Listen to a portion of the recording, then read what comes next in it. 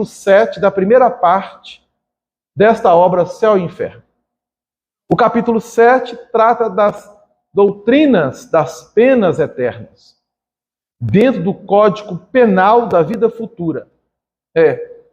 Nós temos, dentro da doutrina espírita, 33 artigos de um código de penalidade proposto por Allan Kardec pela espiritualidade superior, a fim de que nós, espíritos encarnados e desencarnados, saibamos estudar para assimilar esses 33 artigos e nos esforçarmos para andarmos na trilha em relação a eles.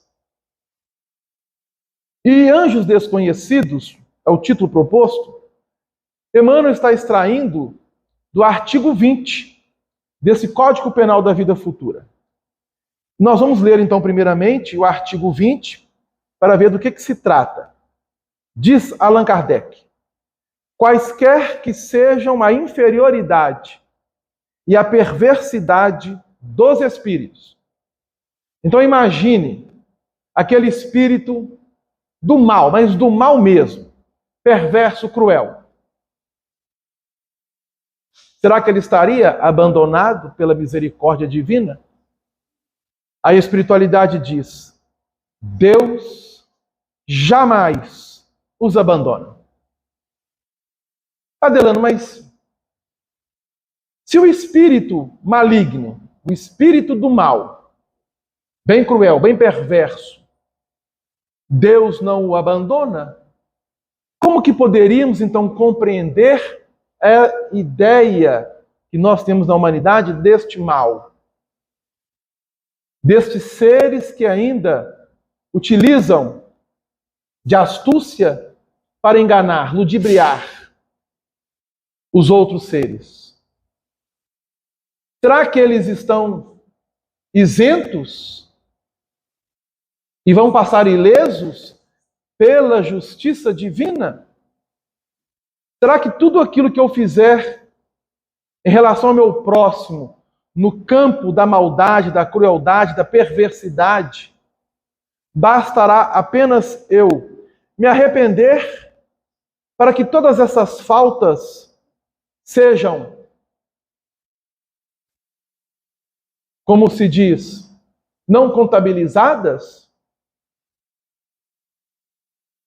Então nós temos nesse Código Penal justamente o mecanismo de funcionamento da justiça divina através da misericórdia. E a importância de nós estudarmos a doutrina dos espíritos, porque ela nos esclarece de forma lógica, objetiva, de forma clara, dentro das leis divinas, uma das leis importantíssimas que muitos de nós, apesar de conhecermos, desconhecemos completamente e somos absolutamente ignorantes a ela. É a lei da reencarnação. Nós ainda, embora temos a informação e o conhecimento, não conseguimos assimilar essa lei no campo da nossa intimidade. Porque se nós já a tivéssemos assimilado, o planeta seria outro. O mundo seria completamente diferente. Então a responsabilidade nossa em estar aprendendo, estudando, compreendendo e refletindo sobre a reencarnação é de fundamental importância. Porque cada espírito só recebe da vida aquilo que doa a própria vida.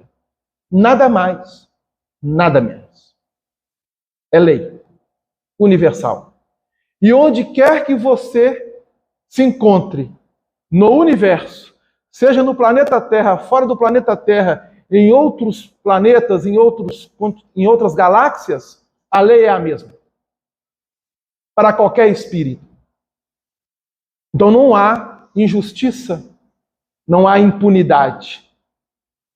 Porque a misericórdia divina é perfeita Porque Deus é absolutamente perfeito. Como consequência, as leis divinas são absolutamente perfeitas. Mas dentro das nossas imperfeições, nós exteriorizamos aquilo que trazemos no campo íntimo. Jesus ensinou-nos, em uma das passagens registradas pelo evangelista Mateus, no capítulo 15 precisamente, quando ele coloca que não é o que entra pela boca que irá contaminar nós seres humanos, mas tudo aquilo que sai e que procede dos nossos corações, isto é, da intimidade mais profunda do Espírito, isto sim é que contamina a cada um de nós. Então Deus jamais nos abandona. E aí eles colocam algo interessante, que é onde Emmanuel vai extrair justamente o título. Todos têm o seu anjo guardião, que vela sobre eles, espreita os movimentos da sua alma e se esforça em suscitar neles bons pensamentos, o desejo de progredir e de reparar numa nova existência o mal que fizeram. Olha que coisa maravilhosa. Todos nós temos um amigo que poderíamos chamá-lo de anjo de guarda, anjo guardião, espírito protetor, benfeitor. Todos nós os temos. Todos nós. A questão é saber, será que eu conheço este espírito que vela por mim? Conhecer, o conhecemos. Mas será que, estando na vigília do corpo, eu consigo saber de fato e identificar este espírito? Raríssimos são aqueles que o conseguem.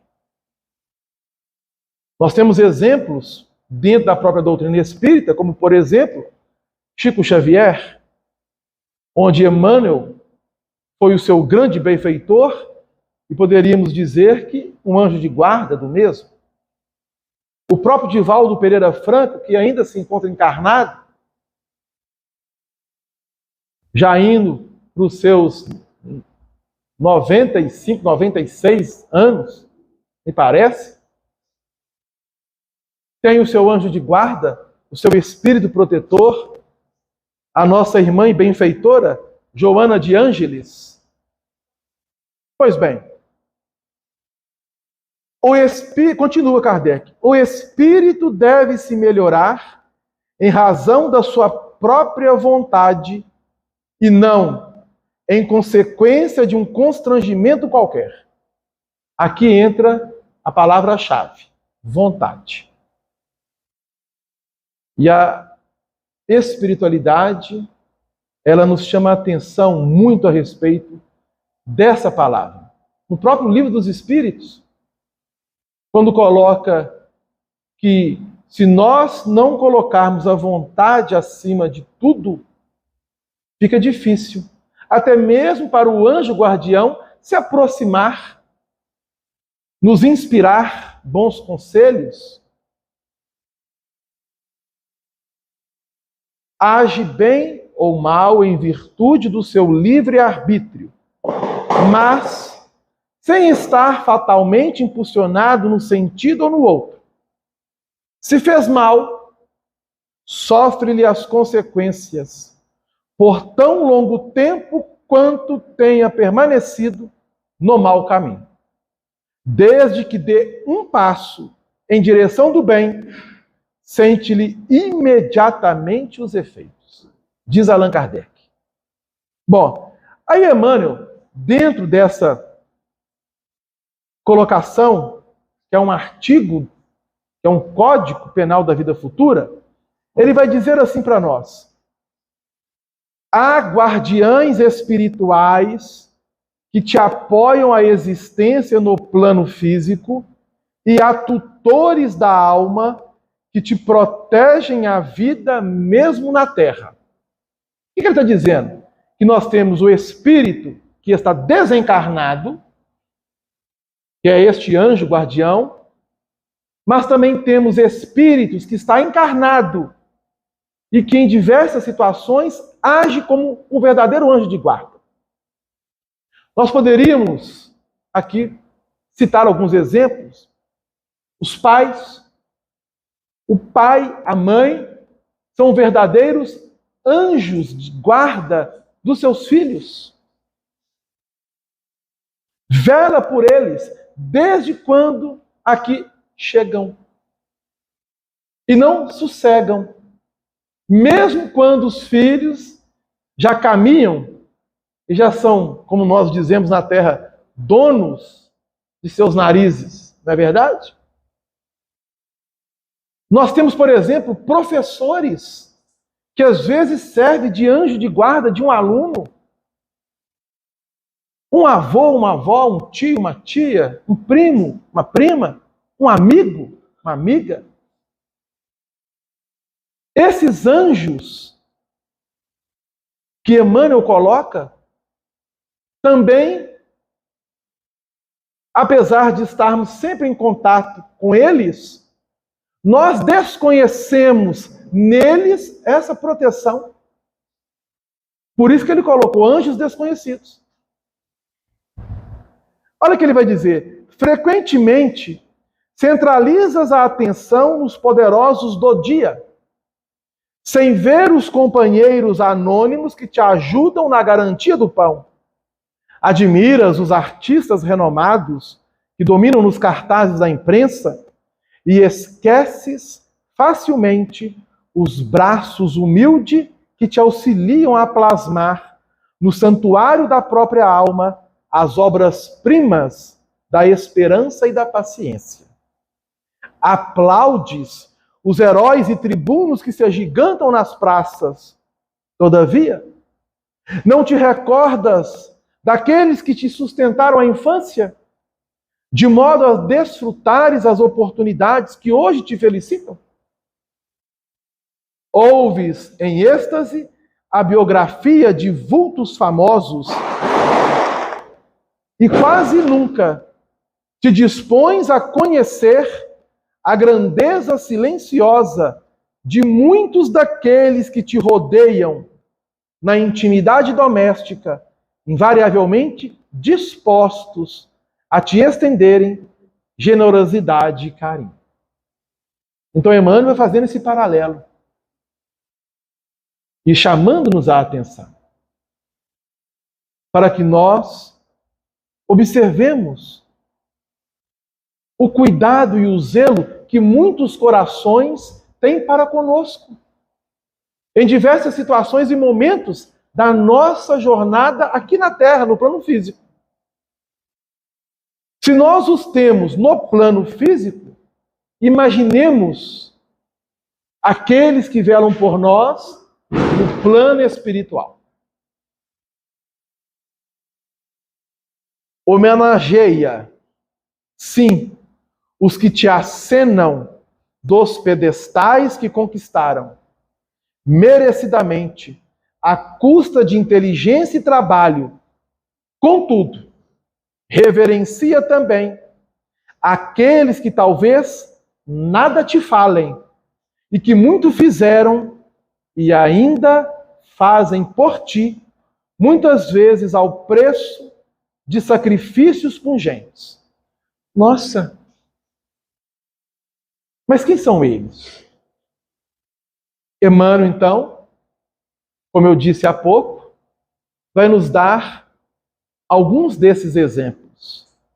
Ele vai colocar assim: são eles, pais e mães, professores, amigos, irmãos, todos te ensinando a confiar e servir, clareando o entendimento. No caso dos pais, guardando-te desde quando aqui chegamos, no próprio berço. Vários deles jazem agora na retaguarda, acabrunhados e encanecidos, experimentando a agoniada carência de afeto ou sentindo o frio do entardecer. Alguns prosseguem obscuros, devotados, no amparo às gerações que retomam a lide terrestre. Aí ele está falando daqueles que gozam de ainda vigor e plena saúde e mantêm as rédeas, netos, bisnetos. Nós temos vários exemplos. Mas temos aqueles também que, diante de uma vida de sacrifício, não têm a saúde e o corpo tão revigorado, fortalecido, e que necessita um pouquinho mais de atenção e carinho. Às vezes, relegamos a esses corações. Pensa nesses anjos desconhecidos que se ocultam na armadura da carne e de quando em quando unge-lhes o coração de reconhecimento e alegria. Para isso, não desejam transfigurar-se em fardo nos teus ombros. Quase sempre esperam de ti simplesmente leve migalha das sobras que atira pela janela ou uma frase de estímulo, uma prece, uma flor. Então, Emmanuel, ele está mostrando a nós aqui a lei do amor, que devemos semear e conjugar este verbo amar em todas as situações da nossa vida. E quando eu falo vida, eu falo do espírito, porque quem tem vida é espírito. Mas se o espírito está na armadura da carne, como ele colocou aqui, saibamos observar corações que caminham junto a nós e que em diversas situações são como anjos de guarda para nós. E aí eu gostaria apenas de ressaltar que no Livro dos Espíritos, na questão 495, Allan Kardec faz uma pergunta e a resposta, como todas as respostas e perguntas do Livro dos Espíritos, é algo extraordinário, que nós ainda vamos ter que estudar e muito o Livro dos Espíritos.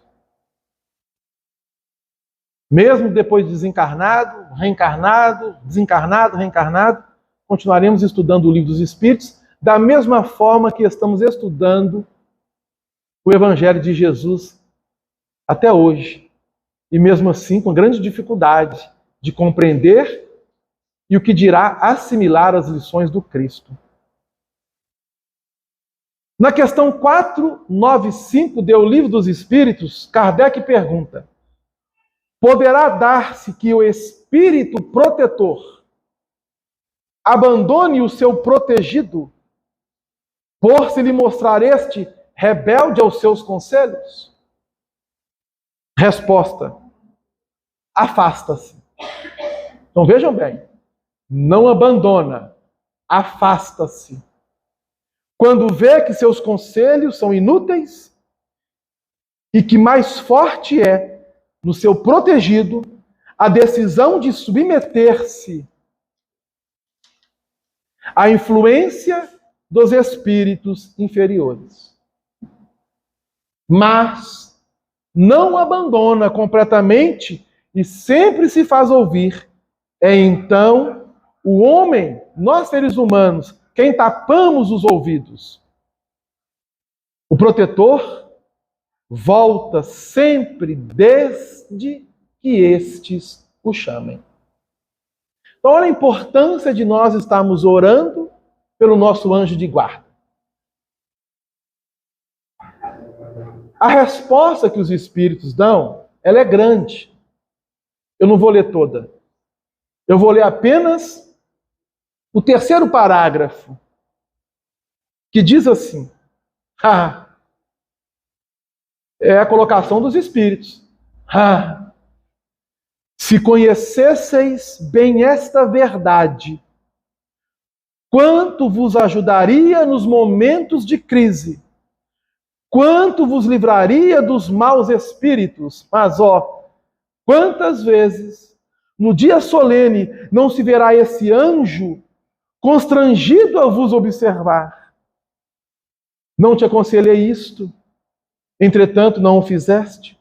Não te mostrei o abismo, contudo nele te precipitaste. Não fiz ecoar na tua consciência a voz da verdade? Preferiste, no entanto, seguir os conselhos dos mentirosos. Interrogai os vossos anjos guardiães. Estabelecei entre eles e vós esta terna intimidade que reina entre os melhores amigos. Não penseis em lhes ocultar nada, pois que eles têm o olhar de Deus e não podeis enganá-los. Da mesma forma que nós também não podemos nos enganar. Se assim ainda o fazemos, pode ter certeza, entramos em queda. Porque se nós não aprendermos a trabalhar em nós a nossa verdade, estamos em queda. Para readquirir o caminho de volta, necessário se faz ter vontade firme e decidida. Então essa doutrina dos anjos guardiães, ela é muito confortadora, ela é consoladora. E eu gostaria imensamente, assim pretendo ou vou me esforçar, para que quando eu deixar o meu corpo físico, eu possa abrir os meus olhos e ver sorrindo diante de mim este amigo que tutelou a minha existência atual. Porque eu o reconhecerei de imediato. Se nós conseguirmos realizar isso, podemos ter certeza que tivemos um bom aproveitamento em nossa reencarnação atual. Mas se do contrário, eu saio do corpo sem saber e transito pelo plano espiritual em perturbação, em conflito, ele está lá. Mas eu não dou receptividade, porque durante toda a minha existência não dei a ele ouvidos.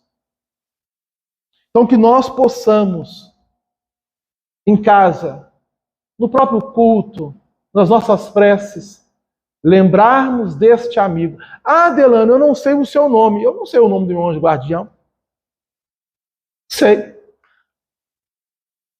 A única coisa que eu sei, que já me foi falado, que é um espírito que durante várias existências esteve num corpo feminino. Não sei o nome dela. Que trabalho que eu dou para ela, hein? Já pensou? Então, este espírito é uma verdadeira mãe para mim. Muito mais do que uma mãe. Porque ela sabe de todas as minhas dificuldades, porque ela tem acesso a muitas das minhas existências, com certeza. E sabe dos meus pontos frágeis e aonde eu necessito trabalhar. Mas eu não sei quem é. A única coisa que eu sei é que ela é uma entidade feminina. Quem sabe, quando eu deixar o corpo, eu possa vê-la, ter consciência dela e dizer o seu nome, porque meu espírito sabe. Eu sei, espiritualmente falando, mas como estou abafado na armadura de carne, a gente esquece. E por esquecermos, nós deixamos essa consoladora doutrina que é a dos anjos guardiães de lado para nos emaranharmos nas questões do mundo, no campo da materialidade. Então vamos refletir um pouquinho e fazer as preces aos nossos anjos guardiães, aos nossos amigos protetores. Eles estão conosco, eles velam por nós. Agradecemos essa oportunidade. Nós vamos encerrar a primeira parte e agora chamar o nosso amigo Telmo